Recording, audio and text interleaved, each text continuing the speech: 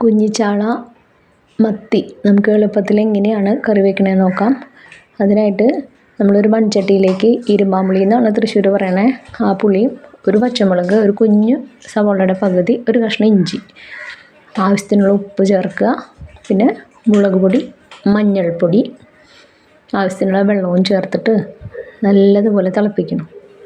നന്നായി തിള വന്നതിന് ശേഷം നമ്മൾ കഴുകി തയ്യാറാക്കി വെച്ചിട്ടുള്ള ചാള അതിലേക്ക് ചേർക്കും. എന്നിട്ട് പിന്നെ മൂടി വെച്ചിട്ടാണ് നമ്മൾ വേവിക്കണേ.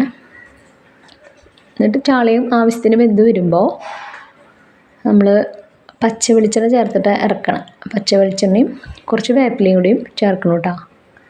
ഇതിപ്പോൾ ഞാൻ ചെയ്യണ ഈസി മെത്തേഡാണ് പറയണത്. ഓരോ പ്രദേശത്തും ഓരോ രീതിയിലാണ് ചെയ്യണത് കണ്ടിട്ടുള്ളത്. എനിക്കിത് ഇച്ചിരി എളുപ്പമായിട്ട് തോന്നുന്നു, കാരണം നമുക്ക് നാളികേരം അരച്ച് ചേർക്കേണ്ട ആവശ്യമില്ല. പിന്നെ ചോറിൻ്റെ ഒപ്പവും ചപ്പാത്തിയുടെ ഒപ്പമൊക്കെ ചിലർക്കൊക്കെ ഇഷ്ടപ്പെടുന്നൊരു കറി തന്നെയാണ്. ഉണ്ടാക്കാനും വളരെ എളുപ്പമാണല്ലോ. അപ്പോൾ ഇങ്ങനെ ഒന്ന് ട്രൈ ചെയ്ത് നോക്കിയിട്ട് നിങ്ങളുടെ അഭിപ്രായമൊക്കെ കമൻറ്റ് ബോക്സിൽ അറിയിക്കണേ. എല്ലാവർക്കും ഇഷ്ടമായി എന്ന് വിചാരിക്കുന്നു. പിന്നെ നമ്മുടെ ചാനൽ എല്ലാവരും സബ്സ്ക്രൈബ് ചെയ്യുക, ലൈക്ക് ചെയ്യുക, കമൻറ്റ് ചെയ്യുക. Thank you.